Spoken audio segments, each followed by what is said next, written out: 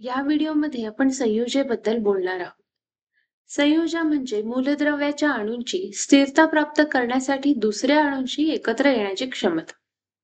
बरं, अणू स्थिरता कशी मिळवतात? जर एखाद्या अणूला निष्क्रिय वायूसारखं इलेक्ट्रॉन संरूपण मिळालं, तर तो स्थिर होतो. उदाहरणार्थ, इथे आपल्याकडे मूलद्रव्यांची यादी आहे. निऑन एक निष्क्रिय वायू आहे. निऑन मूळतःच स्थिर असतो आणि त्याचं इलेक्ट्रॉन संरूपण देखील स्थिर असतं. जर इतर मूलद्रव्य निऑनसारखं इलेक्ट्रॉन संरूपण मिळवू शकली तर ती स्थिर होतात. उदाहरणार्थ, जर सोडियम आपल्या सर्वात बाहेरच्या कक्षेतील हा एक इलेक्ट्रॉन गमावू शकला तर त्याला 2-8 असं इलेक्ट्रॉन संरूपण मिळेल आणि ते निऑनच्या इलेक्ट्रॉन संरूपणासारखं आहे. त्यामुळे तो स्थिर होईल. त्याचप्रमाणे मॅग्नेशियम 2 इलेक्ट्रॉन गमावून तेच इलेक्ट्रॉन संरूपण मिळवू शकतो.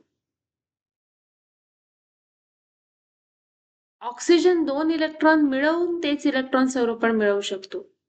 विचार करा, जेव्हा ऑक्सिजन 2 इलेक्ट्रॉन मिळवतो, तेव्हा हे 2 अतिरिक्त इलेक्ट्रॉन सर्वात बाहेरच्या कक्षेत जाऊन बसतात, बरोबर? आणि त्यामुळे त्याला 2-8 असं इलेक्ट्रॉन संरूपण मिळतं. आणि फ्लोअरिनची सुद्धा अशीच काहीशी गोष्ट आहे. फ्लोरीन 1 इलेक्ट्रॉन मिळवून स्थिर होतो. आता आपण 2 महत्वाच्या संकल्पना बघूया. सर्वात बाहेरच्या कक्षेतील इलेक्ट्रॉनना एक विशिष्ट नाव आहे. त्यांना संयुजा इलेक्ट्रॉन असं म्हणतात. आता दुसरी महत्वाची संकल्पना. जर आपण इथल्या यादीतले संयुजा इलेक्ट्रॉन पाहिले तर आपल्या लक्षात येईल की या सर्वांमध्ये 8 संयुजा इलेक्ट्रॉन आहेत. आणि हेही लक्षात येईल की जवळजवळ सर्व निष्क्रिय वायूमध्ये सुद्धा 8 संयुजा इलेक्ट्रॉन असतात. कारण हे 8 संयुजा इलेक्ट्रॉन असलेलं संरूपण खूप स्थिर असतं आणि त्याला एक विशेष नाव दिलेलं आहे, ज्याला अष्टक म्हणतात. कधी कधी याला पूर्ण अष्टक देखील म्हणतात. ठीक आहे, आता पुन्हा संयुजेबद्दल बोलूया. जर संयुजा म्हणजे अणूंची एकत्र येण्याची क्षमता असेल, तर आपण ती मोजून एक संख्या देऊ शकतो का? हो. संयुजा म्हणजे स्थिरता प्राप्त करण्यासाठी एखादा अणू जेवढे इलेक्ट्रॉन मिळवतो, गमावतो किंवा सामायिक करतो, ती संख्या. त्यामुळे संयुजा खरं तर एक संख्या आहे आणि आपण ती वेगवेगळ्या अणूंसाठी काढू शकतो. चला, आता आपण जे मगाशी मूलद्रव्यांची यादी बघितली, त्याच्यासाठी संयुजा काढूया. तर ऑक्सिजनचं काय? जर ऑक्सिजन स्थिर होण्यासाठी 2 इलेक्ट्रॉन मिळवतो, तर त्याची संयुजा 2 आहे. जर फ्लोरीन 1 इलेक्ट्रॉन मिळवतो, तर संयुजा 1 आहे. सोडियम स्थिर होण्यासाठी 1 इलेक्ट्रॉन गमावतो, म्हणजे त्याची संयुजा 1 आहे. मॅग्नेशियमचं देखील असंच आहे, बरोबर? ठीक आहे. आता निऑनच्या संयुजेबद्दल काय? निऑन एक निष्क्रिय वायू आहे. त्यामुळे त्याला स्थिर होण्यासाठी कोणतेही इलेक्ट्रॉन मिळवण्याची किंवा गमावण्याची गरज नाही. म्हणजेच त्याची संयुजा 0 आहे. सोपं आहे ना? चला, आता आणखीन काही मूलद्रव्यांच्या संयुजेबद्दल चर्चा करूया. आणि आपल्या उजव्या बाजूला काही निष्क्रिय वायूचे इलेक्ट्रॉन संरूपण आहे. आपण याचा संदर्भ म्हणून वापर करू शकतो. आता आपण पोटॅशियम पासून सुरुवात करूया. पोटॅशियमचे इलेक्ट्रॉन संरूपण 2-8-8-1 आहे. जर पोटॅशियमने हा शेवटचा इलेक्ट्रॉन गमावला, तर त्याला अर्गॉन सारखं इलेक्ट्रॉन संरूपण मिळेल. बरोबर? 2-8-8 अगदी तसंच. आणि म्हणून त्याची संयुजा 1 आहे. कॅल्शियमचं काय? कॅल्शियमचं इलेक्ट्रॉन संरूपण 2-8-8-2 आहे. जर तो हे 2 इलेक्ट्रॉन घालवू शकला, तर तो अर्गॉन सारखा आहे आणि म्हणून त्याची संयुजा 2 आहे. क्लोरीन बद्दल काय? क्लोरीन अर्गॉन सारखं होण्यासाठी 1 इलेक्ट्रॉन मिळवण्याचा प्रयत्न करेल. जेव्हा तो 1 इलेक्ट्रॉन मिळवतो, तेव्हा त्याला 2-8-8 हे इलेक्ट्रॉन संरूपण मिळतं आणि ते अर्गॉन सारखंच आहे.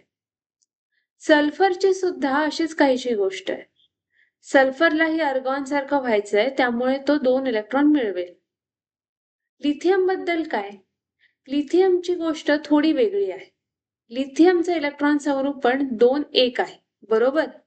तुम्ही सांगू शकता का की त्याला कोणत्या निष्क्रिय वायूसारखं व्हायचंय? हो, त्याला 1 इलेक्ट्रॉन गमावून हिलियम सारखं व्हायचंय. कारण हिलियमचं पण इलेक्ट्रॉन स्वरूपण 2 आहे. बरोबर? आणि म्हणून आपण म्हणू शकतो की लिथियमची संयुजा 1 आहे. तुम्ही पाहिलं असेल की हिलियम इतर निष्क्रिय वायूपेक्षा थोडा वेगळा आहे. इतर निष्क्रिय वायूमध्ये 8 संयुजा इलेक्ट्रॉन आहेत आणि त्यामुळे त्यांचं अष्टक पूर्ण आहे. दुसरीकडे हिलियममध्ये फक्त 2 इलेक्ट्रॉन आहेत आणि या संरूपणाला द्विक म्हणतात. आता तुम्हाला प्रश्न पडला असेल की हे शब्द कुठून आलेत? तर अष्टक म्हणजे 8 आणि द्विक म्हणजे 2 आणि म्हणूनच आपल्याला अष्टक आणि द्विक हे शब्द मिळालेत. ठीक आहे. चला या यादीतील शेवटच्या मूलद्रव्याकडे वळूया. हायड्रोजन. हायड्रोजनचे इलेक्ट्रॉन संरूपण 1 आहे. त्याच्याकडे फक्त 1 इलेक्ट्रॉन आहे. बास. आता जर हायड्रोजनने 1 इलेक्ट्रॉन मिळवला किंवा सामायिक केला तर तो हिलियम सारखा होईल. बरोबर? त्याला 2 इलेक्ट्रॉन मिळतील आणि ते हिलियम सारखं असेल. पण बऱ्याचदा असं होतं की हायड्रोजन आपल्याकडे असलेला एकमेव इलेक्ट्रॉन गमावून बसतो.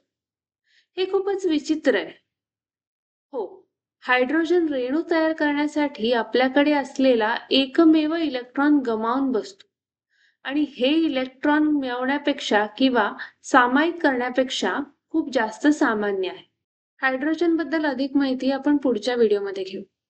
सध्या आपण कार्बन आणि सिलिकॉन यांच्याकडे वळूया. कार्बन आणि सिलिकॉन दोघांच्याही सर्वात बाहेरच्या कक्षेत प्रत्येकी 4 इलेक्ट्रॉन आहेत. तुम्हाला प्रश्न पडला असेल की ठीक आहे, तर कार्बन 4 इलेक्ट्रॉन मिळवून आणि सिलिकॉन 4 इलेक्ट्रॉन मिळवून आपला अष्टक पूर्ण करू शकतात, बरोबर? किंवा कदाचित तुम्ही विचार करत असाल की जर त्यांनी हे 4 इलेक्ट्रॉन गमावले तर ते स्थिर होतील.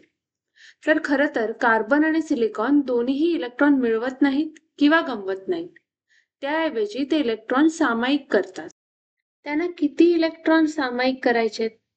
तर अष्टक मिळवण्यासाठी ते 4 इलेक्ट्रॉन सामायिक करतात आणि त्यामुळे त्यांचं अष्टक पूर्ण होतं. आणि कारण ते 4 इलेक्ट्रॉन सामायिक करत आहेत, त्यांची संयुजा 4 आहे. हा व्हिडिओ इथेच संपतो. एक छोटीशी उजळणी करूया. संयुजा म्हणजे स्थिरता मिळवण्यासाठी मूलद्रव्याच्या अणूंची एकत्र येण्याची क्षमता. संयुजा ही एक संख्या देखील आहे. ती म्हणजे स्थिरता मिळवण्यासाठी एखादा अणू जेवढे इलेक्ट्रॉन मिळवतो, गमावतो किंवा सामायिक करतो ती संख्या. या व्हिडिओसाठी इतकंच. पाहिल्याबद्दल धन्यवाद.